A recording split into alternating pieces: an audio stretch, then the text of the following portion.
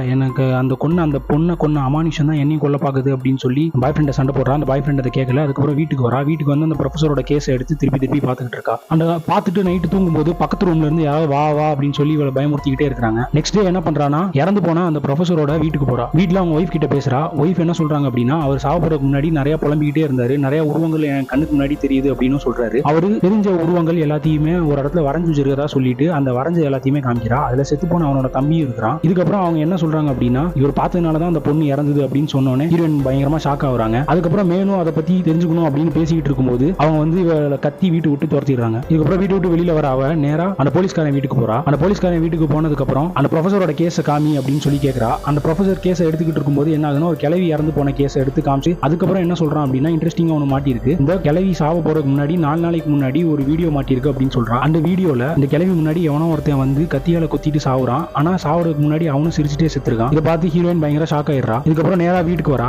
வீட்டுக்கு வந்து பார்த்தா அந்த பாய் ஃப்ரெண்டை திரும்பியும் அந்த சைக்காட்ரிஸ்ட்டை வீட்டுக்கு கூட்டு வந்திருக்கான். இவன் உடனே பயமா டென்ஷன் ஆகிட்டு, நான் தான் உன்ட்ட அன்னைக்கே சொன்னேன், எனக்கு மனசளவில் நான் எதுவும் பாதிக்கப்படலை, எனக்கு உண்மையிலே அந்த அமானுஷம் நான் துரத்துது, நீ ஏன் திருப்பி சைக்காட்ரிஸ்ட்டை வீட்டுக்கு கூட்டிட்டு வர அப்படின்னு சொல்லி பயங்கரமா திட்டுறா. இதுக்கப்புறம் நேரா அவ தங்கச்சி வீட்டுக்கு போறா. தங்கச்சி வீட்டுக்கு போன உடனே, நான் பூனையை கொல்லலை, நான் அந்த மாதிரி எதுவும் பண்ணலை, எனக்கு ஒரு அமானுஷம் என்னை துரத்திக்கிட்டு இருக்கு அப்படின்னு அவன் தங்கச்சிட்ட சொல்லும்போது, இல்லை நம்ம அம்மாவும் இறக்க போறதுக்கு முன்னாடி இப்படிதான் புலம்பிக்கிட்டு இருந்தாங்க, உன்னோட நிலைமையா அதான், தயவு செஞ்சு என்னை பார்க்காத, வீட்டை விட்டு வெளியில போ அப்படின்னு சொல்றான். ஹீரோயின் கார்ல போய் உட்காந்தோடனே அவன் தங்கச்சியோட தலை திடீர்னு தொங்கி அவளை பயங்கரமா பயமுறுத்துது.